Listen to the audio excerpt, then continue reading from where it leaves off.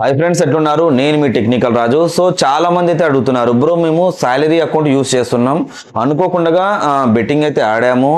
So ఆ amount మా salary అకౌంట్లో పడింది, అకౌంట్ సైబర్ క్రైమ్ కంప్లైంట్ అయితే పడింది.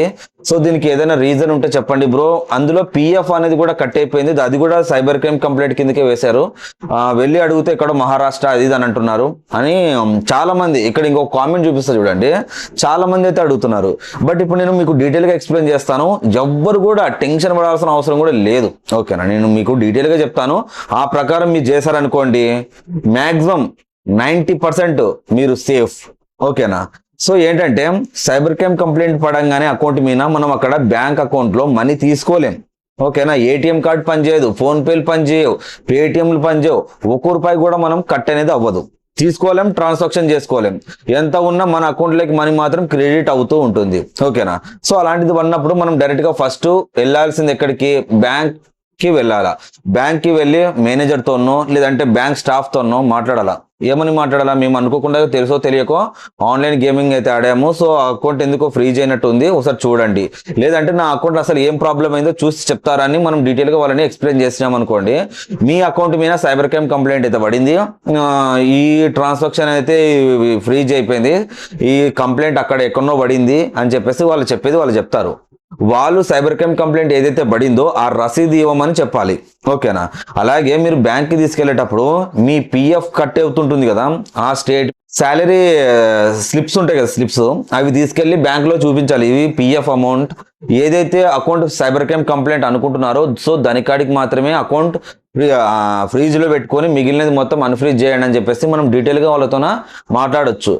వాళ్ళు పిఎఫ్ మనీ మొత్తం అది ఏదైతే ఉందో దానిలో కాడికి అంతా తీసేసి ఏదైతే సైబర్ క్రైమ్ కంప్లైంట్ అనేది పడిందో దాని కాడికే ఫ్రీజ్లో పెడతారు, ఓకేనా? అంతే, అంతకు మించి అయితే ఏం జరగదు. సో నెక్స్ట్ మీరు ఏం చేయాలంటే, ఎక్కడైతే మీకు సైబర్ క్రైమ్ కంప్లైంట్ పడిందో అక్కడికి వెళ్ళమని చెప్తారు మనల్ని. కాకపోయినా మనం అక్కడ ఎంత దో వెళ్ళాల్సిన అవసరం లేదు. అదేదో మహారాష్ట్ర ఢిల్లీలో పడితే మనం ఉండేదేమో ఇక్కడ, ఓకేనా? ఇప్పుడు ఏం చేస్తారంటే చాలా మంది కూడా ఇదే కన్ఫ్యూజ్ అవుతుంటారు. స్ట్రేట్ గా మీ దగ్గర సైబర్ క్రైమ్ పోలీస్ స్టేషన్ ఏవైతే ఉన్నాయో అక్కడికి వెళ్ళి డైరెక్ట్ గా వాళ్ళకి చెప్పాలి. సార్ అంటే నిజం చెప్తున్నాను, మీరు ఏ తప్పు నుంచి అయితే మనీ వచ్చిందో ఆ తప్పు అనేది వాళ్ళు డీటెయిల్ గా చెప్పాలి. సార్ మేము ఆన్లైన్ తెలుసో తెలియకో ఆన్లైన్ గేమింగ్ అయితే ఆడాము, సో మేము ఒప్పుకుంటున్నాం.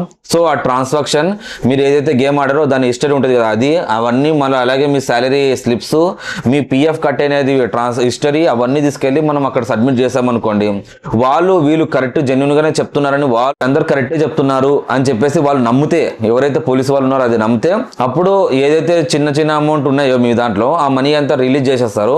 ఏదైతే సైబర్ క్రైమ్ కంప్లైంట్ ఉందో దానికాడికే వాళ్ళు కూడా పెట్టుకుంటారు, ఓకేనా?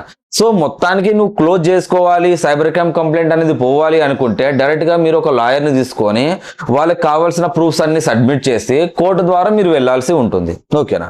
సో కొంతమందికి ఇవి కూడా జరుగుతుంది.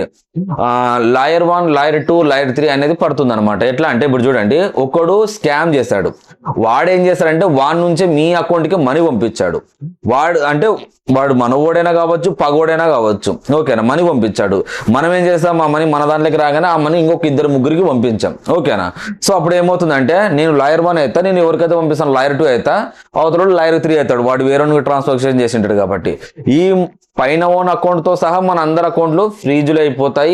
ఇంకోటి ఏంటంటే కంప్లైంట్ అనేది పడుతుంది. వాంది క్లియర్ అయితేనే, మనకి ఎవడైతే మనీ పంపించాడో వాంది క్లియర్ అయితేనే మనది కూడా క్లియర్ అవుతుంది, లేదంటే అవ్వదు.